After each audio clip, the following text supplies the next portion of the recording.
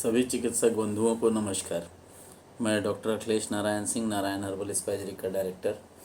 आप सभी को ज्ञात होगा कि नासक रिसर्च मेथोडोलॉजी में 3 वे में हम कार्य करते हैं। पहला, नारायण हर्बल स्पाइसरी के माध्यम से रिसर्च किया जाता है। रिसर्च करने के पश्चात उन रिसर्च का जो प्रोडक्ट्स हम बनाते हैं, जो भी फार्मूलेशन हम जनरेट करते हैं, उसकी ऑथेंटिक माइक्रोबायोलॉजिकल एक्सपेरिमेंट कराई जाती है। इसके पश्चात वो किस स्पीसीज़ को बिलोंग करता है, कहने का अर्थ है कि किस बैक्टीरिया, किस वायरस, किस प्रोटोजोआ, किस फंगस के रिगार्डिंग वो फार्मूलेशन क्रिएट हुआ, उसकी जानकारी के लिए, उसका क्या जानकारी प्राप्त करने के लिए उसे हम एंटीबायोटिक सेंसिटिविटी टेस्ट करते हैं, ताकि हमें ज्ञात हो सके कि कल्चर के रिगार्डिंग किस बैक्टीरिया, किस वायरस, किस प्रोटोजोआ और किस फंगस के ऊपर वो प्रोडक्ट काम करेगा। इसके पश्चात थिन लेयर क्रोमेटोग्राफी करते हैं, जिससे ये ज्ञात होता है कि जो रेमेडी है वो डिजीज़ के रिगार्डिंग कितना रन किया। तो ये अहम रोल प्ले हो जाता है जब किसी प्रोडक्ट को, फूड्स प्रोडक्ट को पेशेंट को या किसी को खिलाने के लिए बनाया जाता है। ये तो बात हुई रिसर्च की। इसके अलावा में रिसर्च करने के लिए 5 अलग अलग डिवीज़न बनाए गए हैं, जिसमें यूनिट 1 भिलाई, जिसका संचालन मैं अपने देख रेख में करता हूँ। इसके बाद यूनिट 2 है अहमदाबाद, गुजरात, जिसको मेरे पार्टनर रविंदर एस शर्मा जी देखते हैं, उसके डायरेक्टर हैं वो। यूनिट 3 जो है वो रीवा से संचालित होता है। इसका संचालन अकबर खान की तरफ से होता है। अकबर खान जी यूनिट 3 के डायरेक्टर हैं। यूनिट 4 औरंगाबाद, बिहार से जनरेट होता है, जो कि योगेश्वर कुमार प्रिया जी के द्वारा संचालित होता है। और 5वां यूनिट जो साउथ में है, जो कि अभी वर्तमान में तो अस्तित्व में नहीं है, बट साउथ में बेंगलोर से इसके संचालन का हमने निर्णय लिया है, और इसका भी संचालन मेरी ही देखरेख में होगा। हम नारायण हर्बल स्पाइसरिक और नारायण हर्बल स्पाइसरिक अनुसंधान केंद्र के माध्यम से नासक मेथोडोलॉजी चलाते हैं।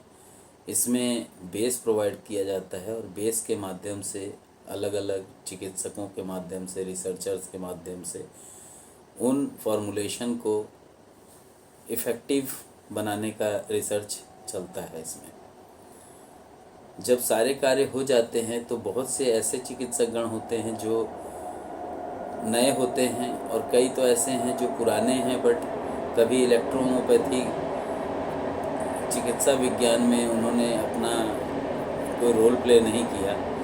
कारण जहाँ से वो सीख रहे थे, या तो उन्हें एलोपैथी की कड़ी सिखाई गई, या तो पूर्ण रूप से इलेक्ट्रोहोम्योपैथी सिखाया ही नहीं गया। इसी बात को ध्यान में रख करके नारायण हर्बल स्पाइसरिक के माध्यम से मैंने 2 सीरीज़ जनरेट की थी।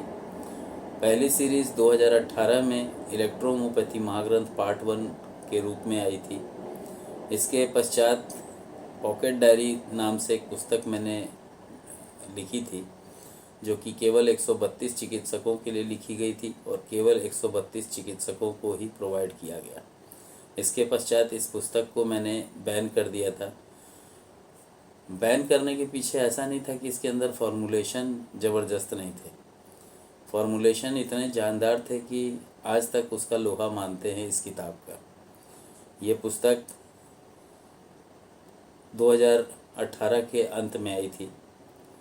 इसके पश्चात 2019 में मैंने इलेक्ट्रोहोम्योपैथी महाग्रंथ की सीरीज़ को आगे बढ़ाने का निर्णय लेते हुए इलेक्ट्रोहोम्योपैथी महाग्रंथ पार्ट 2, जो कि हिंदी एडिशन था, पहले एक छोटी सी बुक के रूप में निकाला था, फिर बाद में इसको A4 साइज में इसका संचालन किया गया। रिपब्लिश किया गया। इसके पश्चात इलेक्ट्रोहोम्योपैथी महाग्रंथ पार्ट 3 आनी थी, लेकिन 2020 में छठे महीने में मेरे एक प्रिय doctor Sheikh Mansoor sir expired हो गए। इनकी याद में मैंने इलेक्ट्रोहोम्योपैथी महाग्रंथ की जो सीरीज़ थी उसको रोका और यहाँ इलेक्ट्रोहोम्योपैथी की एक अन्य सीरीज़ का आगाज़ हुआ। इनके द्वारा सिखाया हुआ एक एक सिंगल मेडिसिन को कैसे उपयोग किया जाता है, एक पुस्तक लिखी, the fundamental of electrohomoeopathy and its modern diagnosis. कुछ चिकित्सकों के फरमाइश पे इस पुस्तक का नाम भी बदला गया, the legend of junior Sinha. लेकिन कहते हैं ना कि कीमत चुकानी पड़ती है। तो एक डॉक्टर साहब थे नहीं हैं, अभी भी हैं, सिन्हा जी के परिवार से। उनको किसी ने भड़का दिया कि ये पुस्तक आपके पूर्वजों के नाम पे, सिन्हा जी के नाम पे किसी ने लिख दी है। न सिन्हा जी का इसमें लेना देना था, न सिन्हा जी का नाम इसमें मैंने लिखा था। जूनियर सिन्हा बोल सकूं इतनी औकात नहीं है मेरी सिन्हा जी को। सिन्हा जी कहने का मतलब नंदलाल सिन्हा जी की बात हो रही है, स्वर्गीय नंदलाल सिन्हा जी की बात हो रही है। सिन्हा जी का नाम मैं नहीं ले सकता। ये पुस्तक केवल शेख मंसूर सर के नाम पे लिखी गई थी, क्योंकि शेख मंसूर सर नंदलाल सिन्हा जी को बहुत मानते थे। उनकी जो प्रोसेसिंग होती थी उसी प्रोसेसिंग के आधार पे वो प्रैक्टिस करते थे।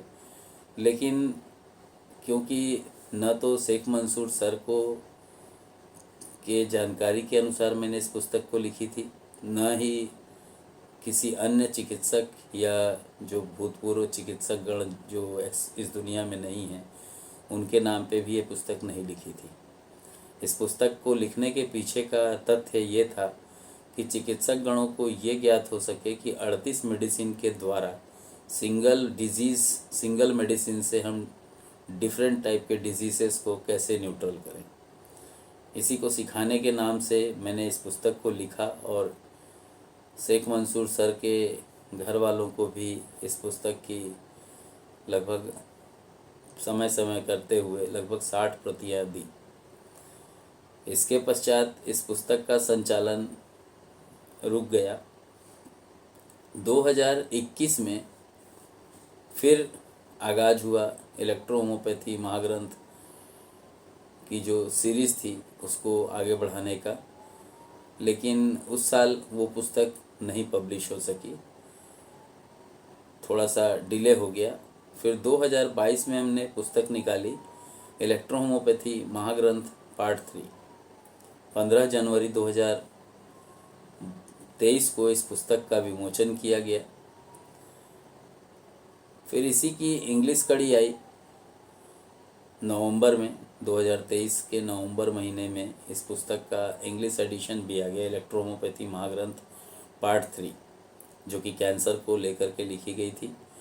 हालांकि चिकित्सकों का मानना था कि हम 38 मेडिसिन के रिगार्डिंग इसको पढ़ना चाहते हैं, बट क्योंकि कैंसर सेल स्टडी इतनी सस्ती नहीं होती है कि कोई व्यक्ति स्टडी कराए, कैंसर सेल लाइन स्टडी कराए और उसके बाद उन बुक्स को कंसेप्ट तो बताए जा सकते हैं, बट फॉर्मुलेशन कैसे।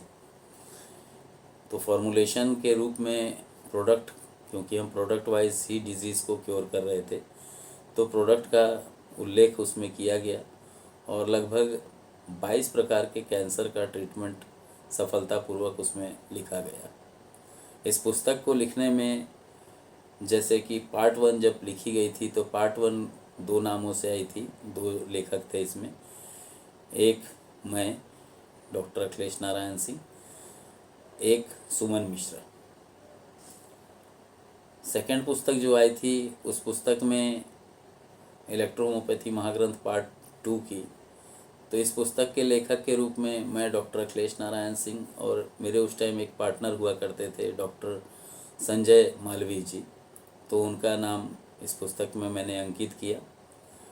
पार्ट 3 जब पुस्तक आई तो पार्ट 3 इलेक्ट्रोहोमोपैथी महाग्रंथ पार्ट 3, क्योंकि हम पार्टनर रविंदर शर्मा जी और मैं नारायण हर्बल स्पाइसरिक में पार्टनरशिप हैं, तो इसलिए सहायक के रूप में मैंने रविंदर शर्मा जी का भी नाम इसमें अंकित किया।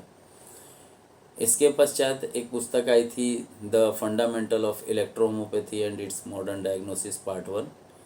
इस पुस्तक का लेखन कार्य पूर्ण रूप से मैंने किया था। इसके पश्चात 2024 में एक पुस्तक और आई, 21 जनवरी 2024 में इस पुस्तक का विमोचन किया गया। इस पुस्तक का नाम था the fundamental of electrohomoeopathy and its modern diagnosis with 38 materia medica, 38 electrohomoeopathy spagyric materia medica. हालांकि ये पुस्तक जब जब छपी तब तब निकल गई, ख़त्म हो गई। आज स्थिति ये है कि ये पुस्तक जिन चिकित्सकों ने बुकिंग कराई थी उनमें से 7 लोगों को छोड़ के बाकी सबको ये पुस्तक मिल चुकी है। अब इसके आगे की सीरीज़ आर को मैंने बढ़ाने का निर्णय लिया है और बहुत ही टिपिकल तरीके से, क्योंकि टिपिकल इसलिए बोलूँगा क्योंकि पोटेंसी सब जगह सुनने को मिलता है और बहुत सारे रेशियो दिखाई देते हैं, लेकिन उनका कोई प्रमाण नहीं है। प्रमाण नहीं है कहने का मतलब, अगर हम 1:9 के रिगार्डिंग RS मिला रहे हैं किसी चीज़ में, तो आप 90% अल्कोहल मिला रहे हैं और उसके बाद भी आप कहते हैं कि फूड्स में आते हैं हम, और कोई कुछ बोलता है तो उसको सीधा सुप्रीम कोर्ट की गाइडलाइन का याद दिलाते हैं। लेकिन वो गाइडलाइन में स्पष्ट शब्दों में डिस्टिलेशन प्यूरिफिकेशन को लेकर के दिया गया ऑर्डर था, वो उसको लोग दरकिनार करते हैं और जहां उनके फ़ायदे की चीज़ होती है उसको तो दिखाते हैं कि सुप्रीम कोर्ट से गाइडलाइन है, लेकिन उस गाइडलाइन के अंदर जो फॉलोअप थे उसको फॉलो नहीं करते हैं। चिकित्सकों को सबसे बड़ी चीज़ होती है कि पोटेंसी, ठीक है, पोटेंसी अगर आप होम्योपैथी टिंचर लेकर के, क्रूड स्पाइसरिक लेकर के काम कर रहे हैं तो वहाँ पे 30, 200, 500, 1M, 10M, 1C, 2C, 3C, 4C, 5C के पोटेंसी पे आपको जाके कार्य करना पड़ेगा। लेकिन अगर आप डिस्टिलेशन प्यूरिफिकेशन के एक्सट्रैक्ट थर्ड से आप फॉर्मुलेशन बनाते हैं, जिसे मैं D3 बेस भी कहता हूँ, अगर इसके द्वारा फॉर्मुलेशन बनाते हैं तो उसके अकॉर्डिंग डाइल्यूशन, पोटेंसी के अकॉर्डिंग डाइल्यूशन क्या होगी और उस डाइल्यूशन के अंदर डोज क्या होना चाहिए, जो कि अभी तक वर्ल्ड में किसी ने भी इसके ऊपर पुस्तक नहीं लिखी है। इसलिए मैं अखिलेश नारायण सिंह इसके ऊपर एक पुस्तक लिख करके कंप्लीट कर चुका हूँ। इंग्लिश एडिशन कंप्लीट हो चुकी है, हिंदी एडिशन का रीप्रिंट चल रहा है, प्रिंटिंग का प्रोसेस जारी हुआ है आज से। और इसी की जो सीरीज़ है जिसमें इलेक्ट्रोहोमोपैथी महाग्रंथ पार्ट 4 है, इसके सारे जो तथ्य हैं उसे उजागर हो जाएगा। इस पुस्तक को अगर आपको प्राप्त करना है तो 14 तारीख तक अगर आप बुकिंग कराते हैं, 14 दिसंबर 2024 तक, तो आप 700 में पुस्तक की बुकिंग कराएंगे। लेकिन अगर लगता है कि मैं 15 तारीख से आप बुकिंग कराना चाहते हैं तो इस पुस्तक के लिए आपको 1000 रुपीज़ पुस्तक के लिए और इसको डिस्पैच करने के लिए 100 रुपये अतिरिक्त आपको जमा करना होगा। चाहे फिर आप हिंदी की एडिशन लीजिए, चाहे आप इंग्लिश की एडिशन लीजिए महाग्रंथ सीरीज़ की। इसके बाद एक पुस्तक और है, द फंडामेंटल ऑफ इलेक्ट्रोहोमोपैथी पार्ट 3। ये पुस्तक विशेष क्यों है? क्योंकि एक्सटर्नल एप्लीकेशन के ऊपर 45 पॉइंट्स तो बताए जाते हैं, लेकिन उन 45 पॉइंट्स पे लगेगा क्या ये नहीं बताया जाता है। किस डिजीज़ के रिगार्डिंग क्या होगा वो नहीं बताया जाता है। तो इस पुस्तक को द फंडामेंटल ऑफ इलेक्ट्रोहोमोपैथी पार्ट 3, इस पुस्तक की कीमत जो है 1500 रुपये है, बट एडवांस बुकिंग 14 तारीख तक अगर आप कराते हैं तो 700 रुपीज़ जमा करेंगे।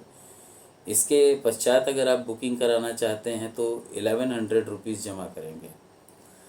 लेकिन पुस्तक पब्लिकेशन में पब्लिश होकर के जब आ जाएगी तो इस पुस्तक को, कहने का मतलब है कि आप इस पुस्तक को अगर 1 जनवरी से आप बुक कराएंगे तो बराबर आपको 1600 रुपये जमा करने होंगे। 1500 रुपये पुस्तक के और उसको ट्रांसपोर्ट करने के लिए 100 रुपये। मर्जी आपकी है, क्योंकि कॉम्प्रेस पॉइंट और डोजोलॉजी विथ डाइल्यूशन की जो जानकारी है सटीक, वो इस पुस्तक के माध्यम से चिकित्सकों को मिलेगी। जिस प्रकार से इलेक्ट्रोहोम्योपैथी महाग्रंथ part 1, part 2, part 3, the fundamental of electrohomoeopathy में पार्ट 1, पार्ट 2, पार्ट 3 आ चुकी है। और इसका पुस्तक का जो विमोचन है वो 11 जनवरी को धमतरी में होने वाले 1 दिवसीय मेटी जी के जन्मदिन के शुभ अवसर पर होना तय हुआ है। इस पुस्तक को हिंदी भाषा में भी लिखा गया है और इंग्लिश भाषा में भी उसका ट्रांसलेशन किया गया है। जिन चिकित्सक बंधुओं को लगता है कि उनकी पोटेंसी अकॉर्डिंग डोजोलॉजी डाइल्यूशन वीक है या वो काम नहीं कर पाते हैं, तो अपनी इच्छा अनुसार, कहने का मतलब अगर आप हिंदी समझते हैं तो आप हिंदी की एडिशन लीजिएगा, लेकिन अगर आपको लगता है कि आपके हिंदी समझ में नहीं आती है, इंग्लिश आपकी अच्छी है, तो आप इंग्लिश की पुस्तक को परचेस के लिए एडवांस पेमेंट जमा करा सकते हैं, या 14 तारीख के बाद इसका जो पेमेंट है उसको जमा करा सकते हैं, या फिर पब्लिश होने के बाद इसको आप जो इलेक्ट्रोहोम्योपैथी महाग्रंथ की सीरीज़ है उसको 1100 रुपये में, और द फंडामेंटल ऑफ इलेक्ट्रोहोम्योपैथी की जो सीरीज़ है उसको आप 1600 रुपये में प्राप्त कर सकेंगे 11 जनवरी के बाद से। तो जानकारियाँ जो है वो उसमें सटीक दी गई है, और देर नहीं कीजिएगा, नहीं तो ऐसा ना हो कि फिर आप छूट जाए पॉकेट डायरी टाइप। क्योंकि पॉकेट डायरी छापी गई थी 132 चिकित्सकों के लिए, और ये पुस्तक छापी जा रही है केवल 100 प्रैक्टिशनर्स के लिए। तो अगर 100 चिकित्सक पूर्ण हो जाते हैं तो उसके बाद तभी छपेगी जब उसके लेने वाले की जो संख्या है कम से कम 10 होनी चाहिए। क्योंकि स्टार्टिंग हम 100 से कर रहे हैं। जब पुस्तक समाप्त हो जाएगी और आपको लगता होगा कि ये पुस्तक मुझे चाहिए, तो हो सकता है छपे, हो सकता है ना भी छपे, मर्जी आपकी है। आखिर ज्ञान लेना या ना लेना वो आपके ऊपर है। आज्ञा चाहूँगा। जय हिंद, जय इलेक्ट्रोहोम्योपैथी, जय काउंट सीजर मेटी जी, जय नासक मेथोडोलॉजी।